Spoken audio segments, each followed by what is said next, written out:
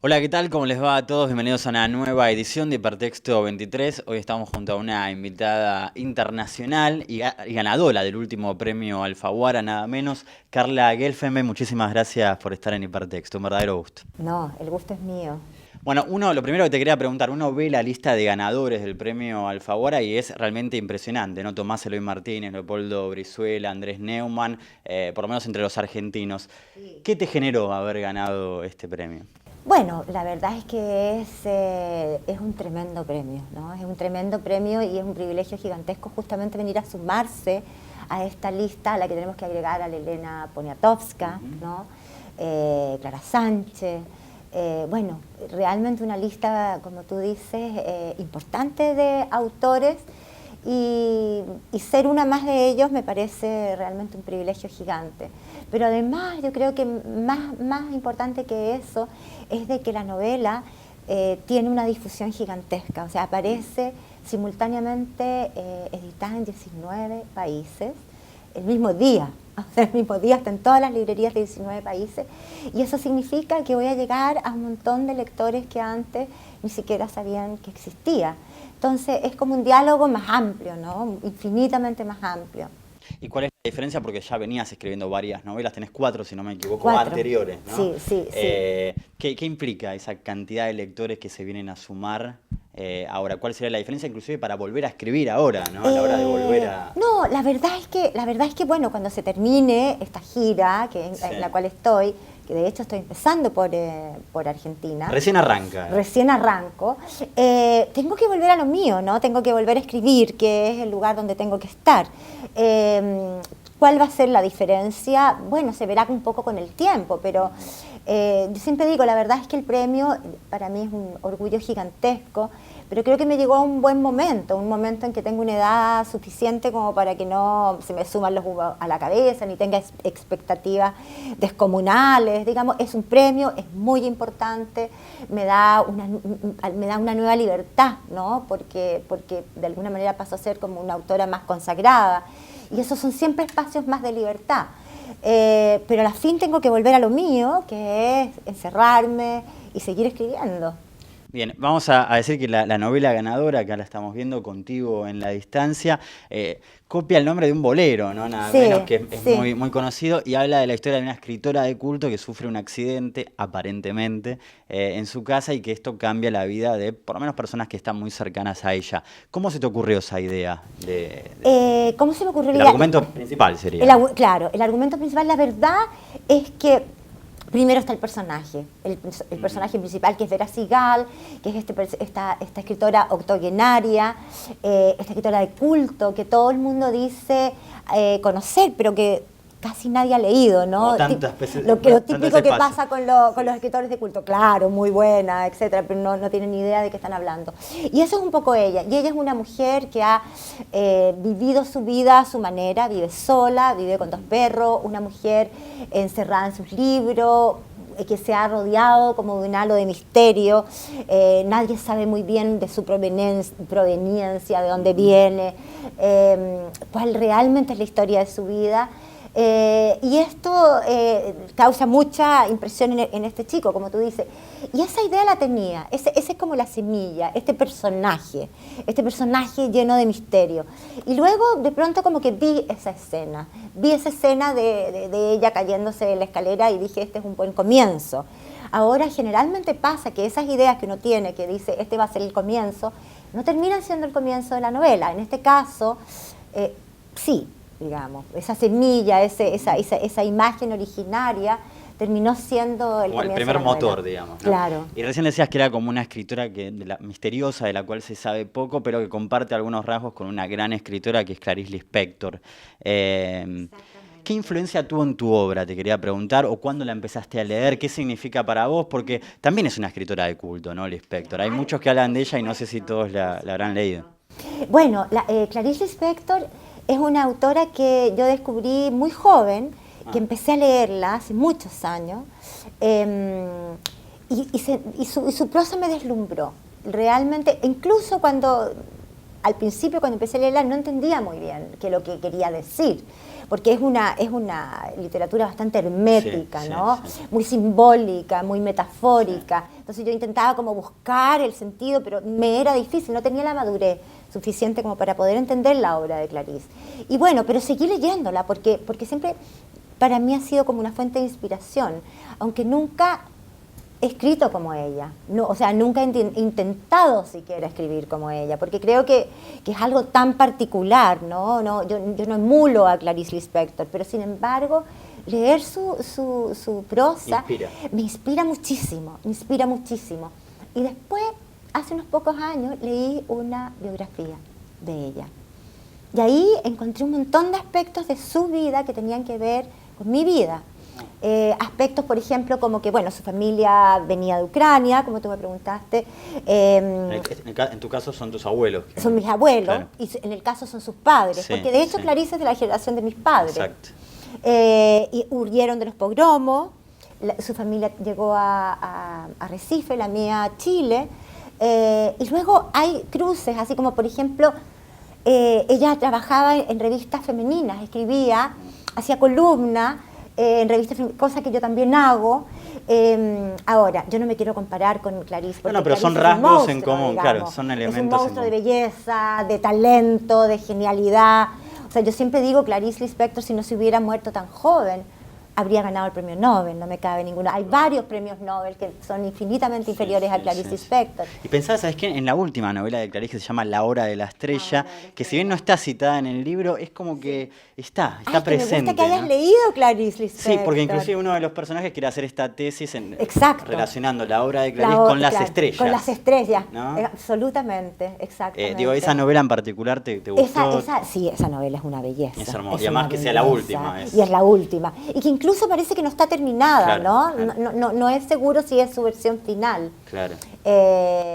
Bueno, hay muchas, la verdad, sus cuentos son maravillosos. Y lo que yo hice de alguna manera es para alguien que conoce la obra de la Clarice y conoce la vida de Clarice, va a encontrar muchos cruces ocultos, que si no la conoce no importa, porque evidentemente es la historia de Vera Sigal, pero hay muchas ideas, hay muchas anécdotas. De hecho está su biógrafo tal cual, ¿no? Está su biógrafo tal cual, Benjamin Moser, que es un buen amigo mío además, que lo conocí después de escribir este libro. Después de escribir el libro. Después de escribir el libro. Así tuve la suerte y compartimos nuestro amor ¿Pero fue por el libro que lo conociste? Lo conocí en Los Ángeles, en una situación completamente que no tenía nada que ver con el libro ni con Clarice Lispector, y fue como, Bueno, otra casualidad. Digamos, esas casualidades de la vida increíbles. Carla, estaba pensando que es muy interesante la idea de cómo surge, cómo se desarrolla un escritor, ¿no? En tu caso, en tu biografía, es una biografía por lo menos intensa, con muchos trabajos, con muchos estudios de biología, por ejemplo, en Inglaterra,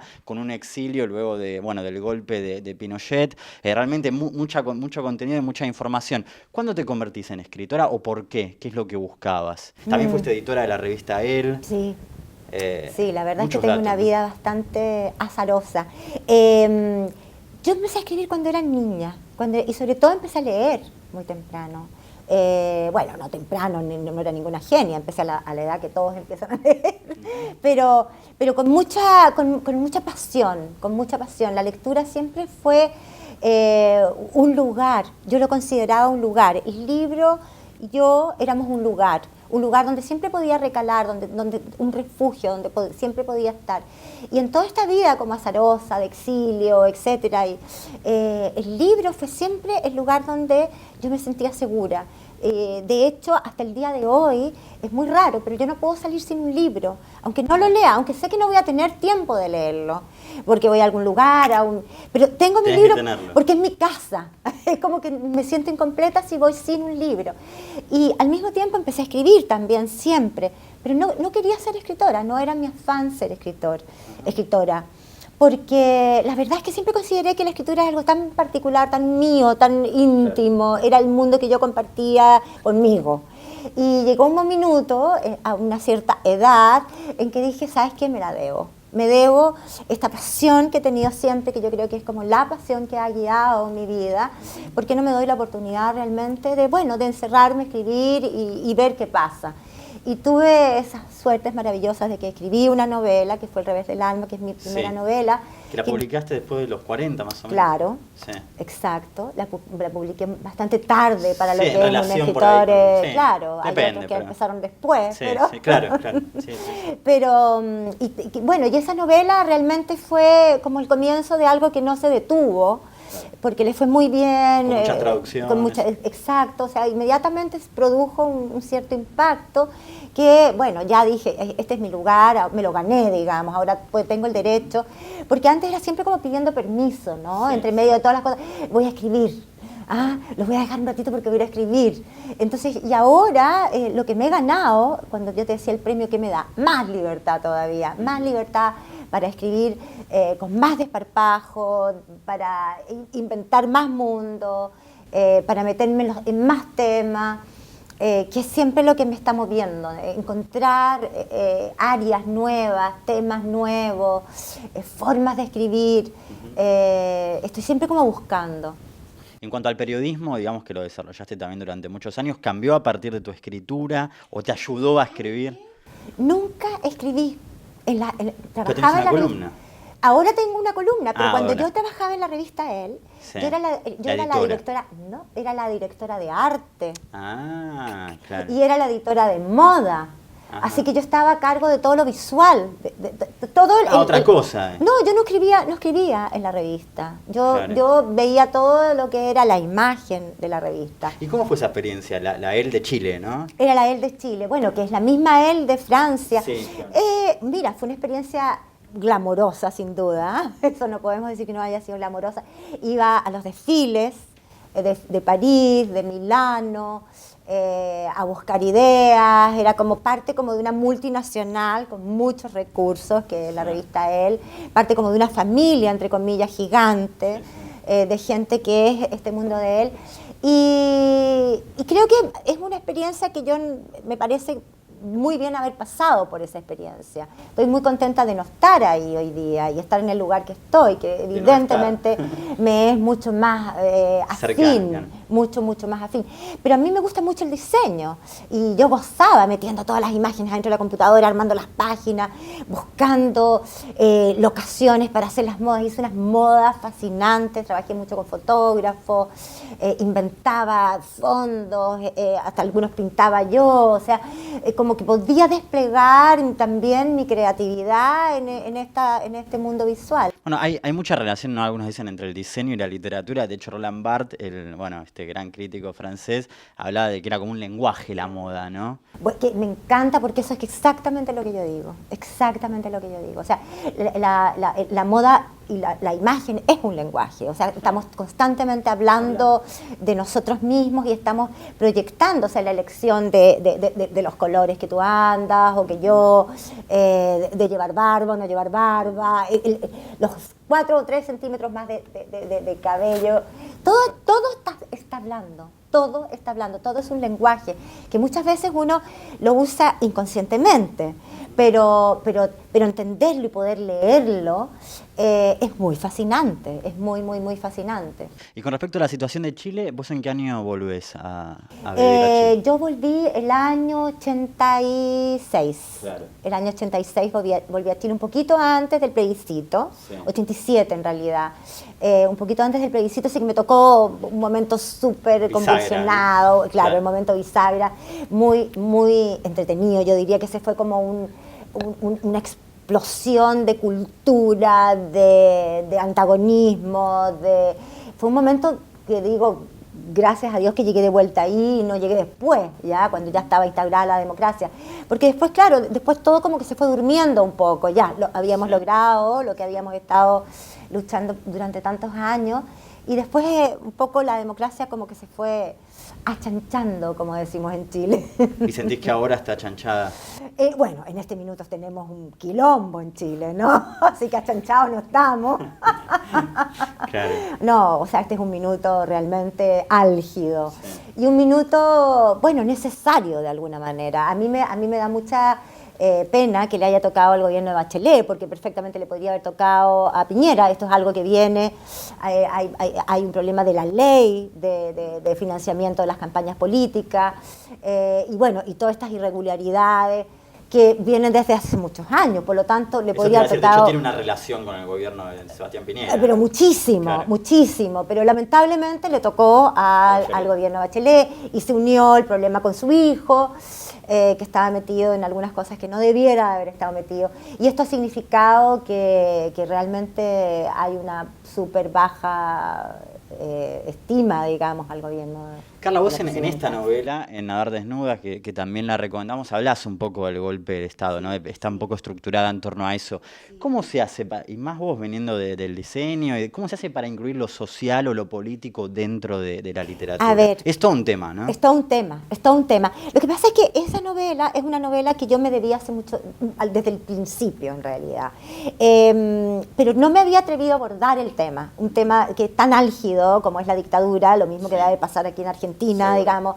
Es difícil para un narrador tocarlo porque estás pisando huevos, ¿no?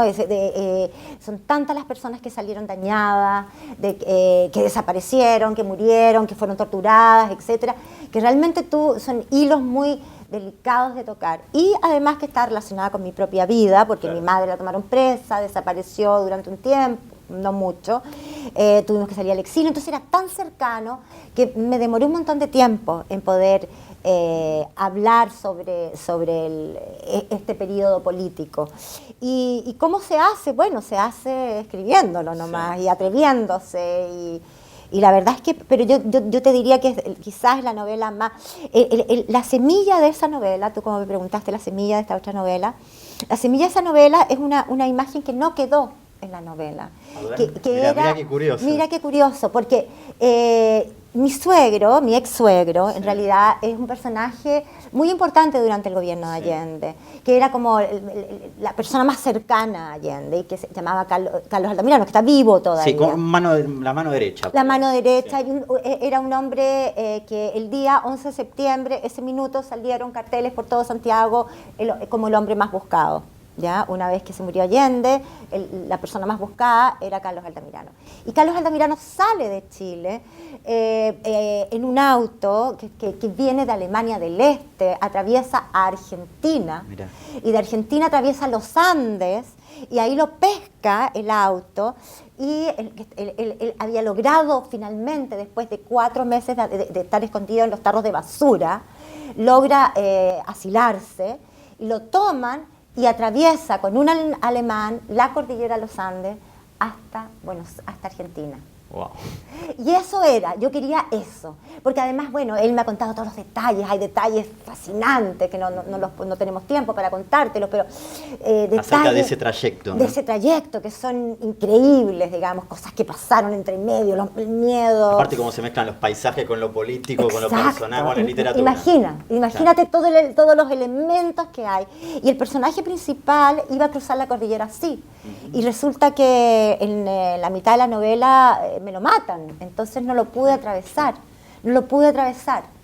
Y en cuanto a la literatura, bueno, recién hablabas de la dictadura argentina, que hay mucha literatura que habla sobre eso. En Chile, si nos tuvieras que contar, digamos, hay muchas novelas que se refieren al tema, aquel que no conozca. Sí, hay novelas que se refieren al tema. Yo creo que es como, pero yo creo que queda mucho todavía. Yo no siento que todavía está como, no creo que haya la novela que hable sobre. Hay una novela que hizo Arturo Fontaine, que habla, sí, de una mujer que era la flaca Alejandra, que yo también hablo en esto, y que se pasó de bando, que no asoplona, que... Sí, un personaje muy complejo, muy digamos, complejo, ¿no? Muy polémico. Complejo, muy polémico, muy complejo. Hay muchas novelas, pero yo creo que de esto vamos a seguir hablando mucho tiempo, como por ejemplo a mí me impresiona cómo la guerra civil en Argentina, es decir, en España, hasta el día Sigue de alimentando hoy la literatura. se están escribiendo. Almudena Grande, una gran escritora española, escribió una trilogía. Sí, claro, Javier Cerca. Está Javier Cerca. Que es el jurado del Premio Alfaguara. Del Premio Alfaguara. Y hasta el día de hoy se está produciendo, porque evidentemente es un momento en que cambia la historia de un país. O sea, así como Argentina cambia, digamos, con una dictadura, Chile cambia con la dictadura. Y para los que nos tocó vivir un poco ese minuto, es algo que vamos a seguir hablando de esto por mucho rato, yo creo. Carla, un gran gusto, muchísimas gracias por estar en Parte. Muchas gracias a ti. Gracias también a ustedes por estar del otro lado, nos reencontramos la semana que viene.